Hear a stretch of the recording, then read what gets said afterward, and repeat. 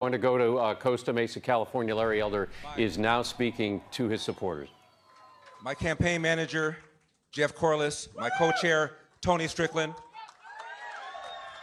my campaign chairman, Lionel Chatwin. Lionel, come up here. Give me some love. Give me some love, Lionel. And his significant other, Superglow Gloria. My goodness. Ying Ma, communications director, Jennifer Alazieri. Took me a while to learn how to pronounce that, but I finally developed it. I hope I don't leave anybody out, the rest of my campaign stand. Deanne Tate, where's Deanne? I never have quite understood what Deanne did. Every time I say so, she just does a little bit of everything. But I want to thank the volunteers who knocked on doors, who called people, who emailed people. We had over 100,000 people who contributed to our campaign. Thank you. Thank you, Agnes. Agnes, how are you? I love you more. Don't tell my girlfriend. She's kind of territorial. Mark, how are you? Mark, you were there from day one. God bless you. Where's Betty Chu? Is Betty around? Betty's what is she? I hate, my mom used to tell me, never mention a woman's age. What are you, 82 years old, 84? First Asian American to pass the bar of California, become a lawyer. You know, our campaign was all, Michael Horn, how are you? God bless you, I love you more. Yes. We all love you, Larry. Oh. Nasrin, how are you? Nasrin, how are you? This campaign, where's Gloria? Where's Gloria Romero? I don't see Gloria Romero anywhere.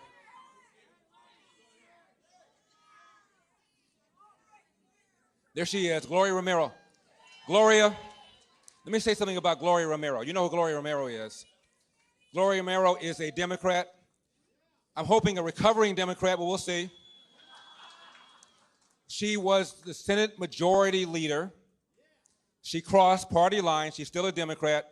Like my mother was still a Democrat. My brother was still a Democrat. I couldn't get them to change their party, but I got them to vote a lot more sensibly. Gloria crossed state party lines and supported my candidacy because of the issue of school choice.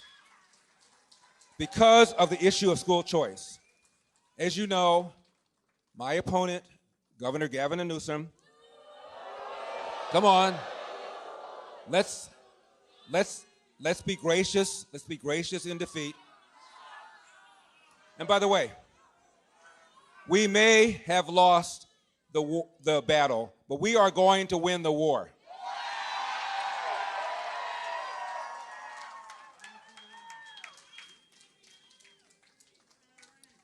Gloria crossed party lines because of the issue of school choice. We're spending $15,000 every year for students in our government schools in California. Notice I don't call them public schools, I call them government schools. $15,000 a year, some of the worst reading scores, some of the worst math scores. Only about 15 or 16 states spend more. And the students that are getting the raw end of the deal are the black and brown students who comprise 80% of the government students in our government schools.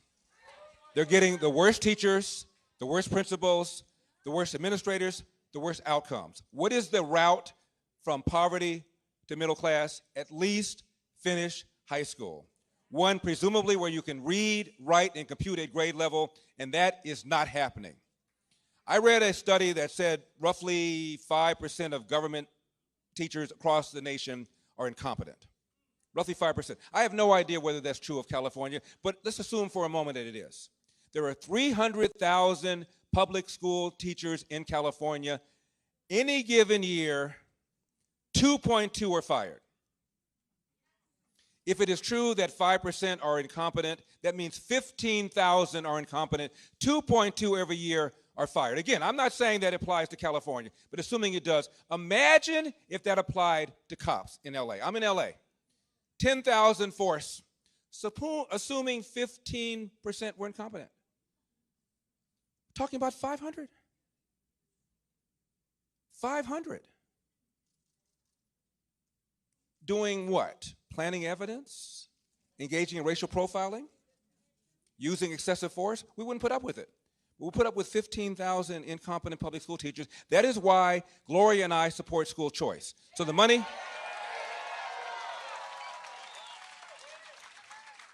money goes into an account, education savings account, that the parent can control, put the kid in a charter school, a private school, a religious school, or God forbid, homeschooling. The reason we started this campaign is because this man, Governor Gavin Newsom, was sitting up there at the French Laundry restaurant with lobbyists who contributed to his campaign, with the people who drafted the mandates that they were violating by not wearing masks, by not engaging in social distancing, while telling you to do it. Meanwhile, his own kids were enjoying in-person private education. Now, he incurred a $12,000 wine tab. No, I don't know what they ordered, but I bet you it wasn't Mad Dog 2020. Crime up. Crime up. 41% in LA, and I'm talking about shootings, homicides. Under this governor, 20,000 convicted felons were released early. What could possibly go wrong? The other day, former Senator Barbara Boxer was mugged in Oakland. You're not cheering for Barbara Boxer being mugged, are you? This is a rough crowd. It's a rough crowd. Also, I wanted to give some love to Arnie Steinberg. Arnie Steinberg, my strategist. Arnie, you were brilliant, absolutely brilliant.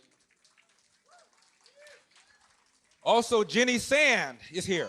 Jenny, without you, I probably wouldn't have run. Jenny Sand, Pastor Jack Hibbs. Dennis Prager. And again, my chairman, Lionel Chatwin, all of whom advised me to run.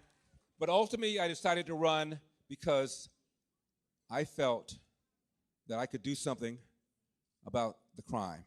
I could do something about the homelessness. I could do something about the fact that California has now hit $800,000 average price of a home. That's 150% above the national average. Outrageous because of the stranglehold the environmental extremists have had over Gavin Newsom and have had over Sacramento. Love you more.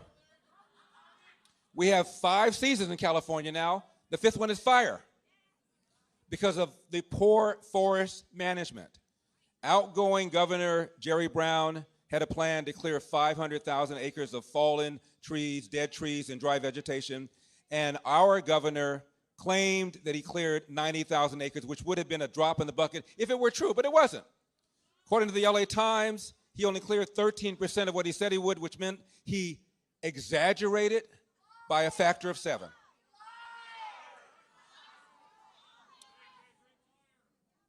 You know, before the pandemic, half of all 3rd graders in our government schools could not read at state levels of proficiency. Half. And those levels are low. Math scores even worse. 75% of black boys could not read at state levels of proficiency. Math scores are even worse. Because I care about this, I've been called the black face of white supremacy.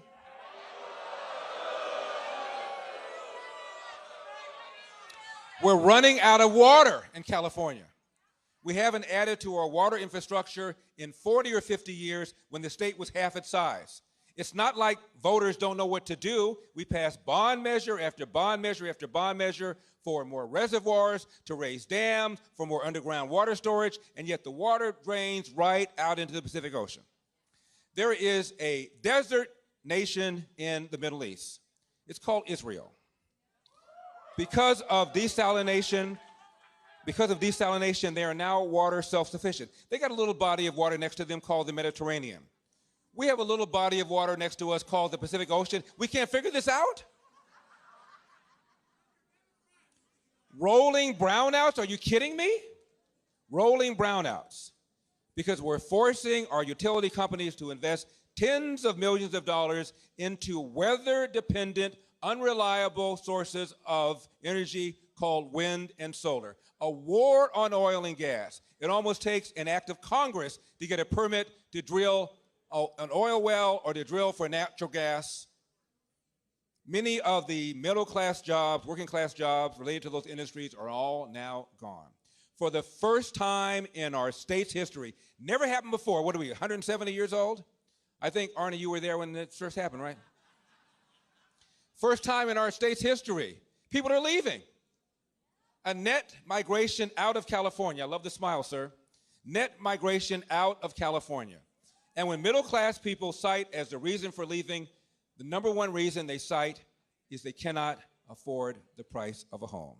Average price has just hit $800,000, which is 150% above the national average, largely because of the environmental extremists that allow people to file a lawsuit to stop any development project for any reason for an indefinite period of time. It is outrageous. And businesses are leaving. More businesses have left California this year. You left too? You're leaving soon? You're leaving soon? Yeah.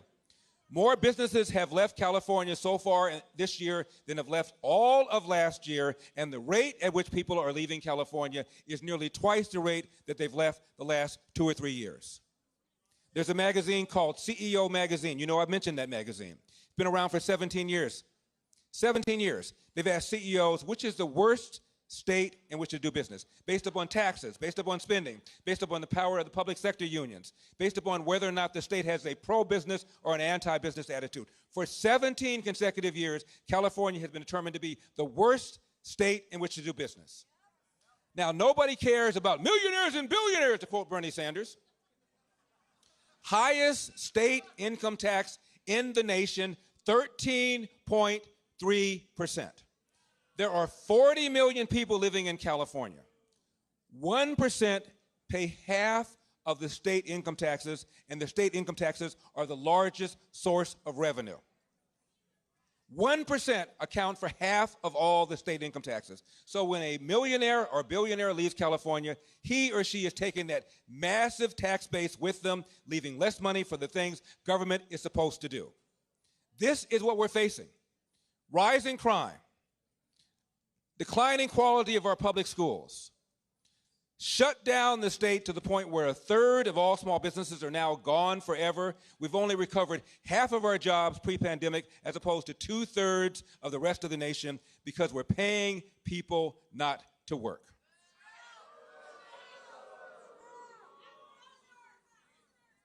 Rolling brownouts, water shortages. Farmers in Kern County tell me now they are rationing water. I can't think of anything that this man has done in the last 2 years that suggests he deserves another day in office. However, we recognize that we lost the battle, but we are certainly going to win the war. We are forcing them now to pay attention to the problem of homelessness. We are forcing them now to do a better job on schools. We are forcing them now to do a better job on clearing our forests. We're forcing them now to do a better job about energy. We are forcing them now to pay attention to the things they should have paid attention to 2 years ago.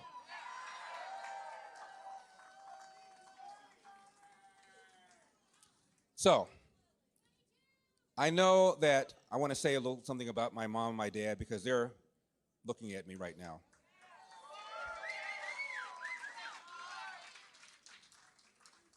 You know, my dad came here in 1945. Didn't have 2 nickels to rub together. 8th grade dropout who did not know who his biological father is.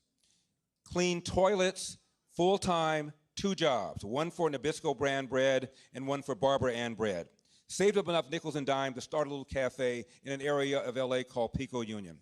Bought a house uptown in South Central that is now worth $700,000. I only mention that because it's still in our family, wonderful for us, but somebody who had an 8th grade dropout education, who worked 3 or 4 jobs, could not have a stay-at-home wife, as my dad did, educating 3 boys until the last of us went to middle school, could not duplicate that path because of the outrageous cost of living in California, largely driven by these environmental extremists that have had a stranglehold over Gavin Newsom and have had a stranglehold over Sacramento. We're going to turn that around. They're going to have to pay attention to that now. They weren't going to before, but now because of us, because of you, they're going to have to pay attention to that. So we have lost a battle, but we are absolutely going to win the war. Absolutely.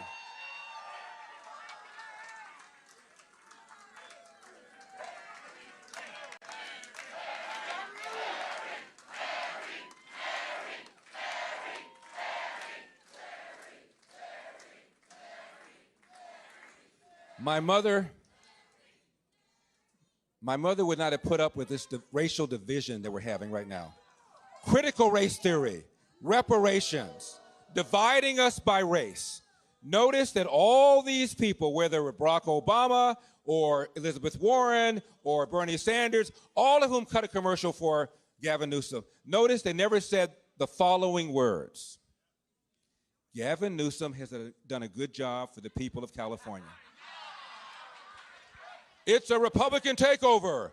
White supremacists. Say hello to the black face of white supremacy. Hey, don't laugh. Don't laugh. I worked hard for that title. What do you think would have happened if a candidate such as Barack Obama running for president had a white woman in a gorilla mask throw an egg at him? What would have happened? Front page news, Washington Post. Front page news, New York Times. Systemic racism, alive and well in America. They would have been talking about it in Bangladesh. But with me, nothing. Now let's analyze this. Maybe the lady who threw the egg was one of the 20,000 convicted felons that Gavin Newsom released early. I don't know. Maybe she would have been in jail had we not had a soft on crime DA who was backed by Gavin Newsom, who believes in cashless bail. Maybe she would have been in jail. Now, I was called sexist, so I want to be very careful about this. People have told me that this white woman had a gorilla mask. And I've said to my friends, how do you know it was a mask?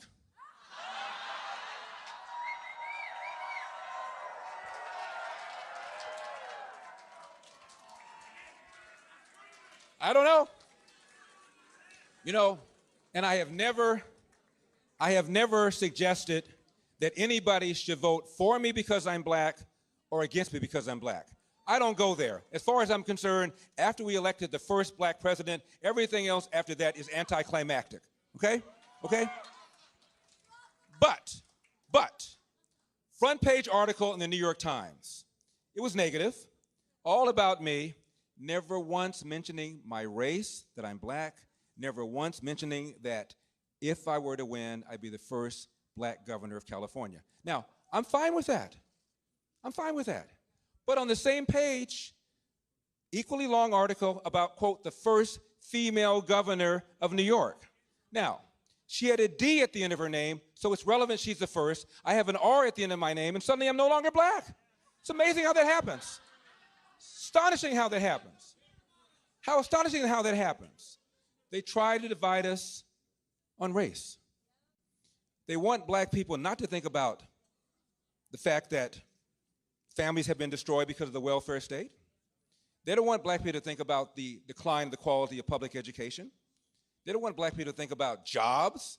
All they want is black people to think about oppression, that you are under siege, you are a victim. Really? In 2021, after we elected the first black president who got a higher percentage of the white vote than John Kerry did 4 years earlier, knock it off. Knock it off. Knock it off. It divides us by race. We believe in the dream of MLK, judging people by content of character, not color of skin. And let me tell you something. To the extent that it is humanly possible, America has achieved that dream. Come on. Larry, the headline's going to be, I'll speak slowly because I know CNN is here. Headline, Come on. Headlines are going to be, Larry Elder says there's no racism in America. No, I didn't say that. Hell, 8% of Americans believe Elvis is still alive. I don't know what to tell you. But to the extent that it is humanly possible, we have achieved the dream of Martin Luther King, where people are being evaluated by content of character and not color of skin. Knock it off.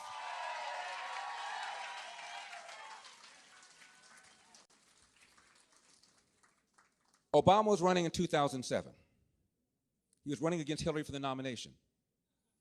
Mitt Romney was running against John McCain for the Republican nomination, right? Gallup decided to ask which of these four candidates had the biggest hurdle. They asked Americans, what percentage of you would never vote for a black person for president? 5%. 2007. What percentage would never vote for a female president? 11%.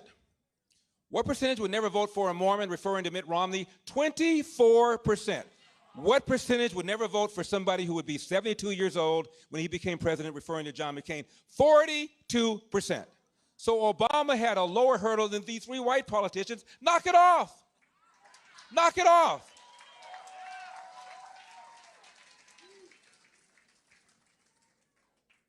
Speaking of the former president, when he was running for the nomination against Hillary, he hadn't caught her yet. He was invited on 60 Minutes. And Steve Croft, the correspondent, said, Senator, if you don't get the nomination, will it be because of your race? And I'm at home by myself. Nina wasn't there. And I said, let me see what this man says. And he said, no. If I don't get the nomination, it will be because I have not articulated a vision that the American people can embrace. I said, hallelujah. He's not what I call a victocrat. He's not Sharpton. He's not Jesse Jackson. He's not dividing us. Fast forward. He gets in. And by the way, when he walked into office, he had 70% approval, which meant a whole bunch of people who didn't vote for him because he got about 52% said, okay, all right. You know, I don't agree with taxing and spending and regulations and soft on the borders and soft on national security, but at least he will be a racial reconciliator. What did he do? He divided us time and time and time again. The Cambridge police acted stupidly. Remember that? His good friend, Skip Gates, who's a professor at Harvard of African American studies, comes back from vacation, forgets his door key. He and the cab driver break into his house. Neighbor sees this, doesn't recognize him, Cambridge, and calls 911. Don't you want your neighbors to do that? White cop shows up, very politely sees him in the house, doesn't know if he belongs to the house. Says, sir, please come out and show ID. What did Gates say? I'll come out if your mama tells me to come out.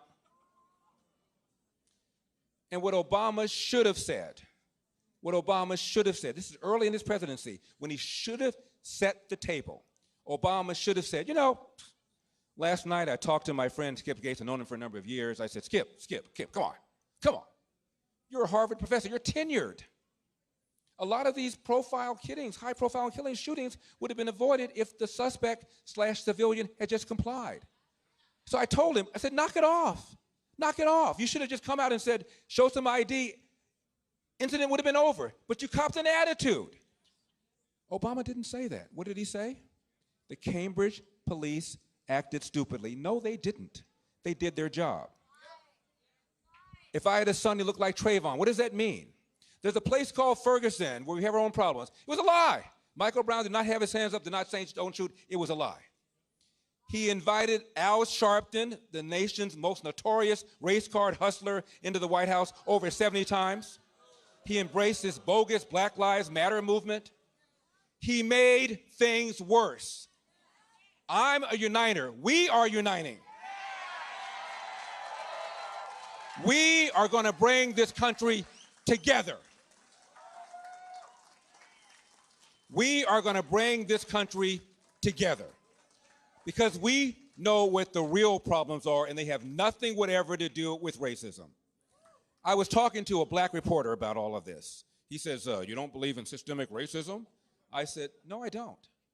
I said, study after study after study has shown that if cops, if anything, they are more hesitant, more reluctant to pull the trigger on a black suspect than a white suspect. In fact, more unarmed whites are killed every year than unarmed blacks. I said, name one unarmed white. He couldn't do it because CNN doesn't care. MSNBC Hee-Haw doesn't care. Anderson Cooper doesn't care. They only care. And we've been listening to Republican gubernatorial candidate Larry Elder, one of the governor's biggest challengers.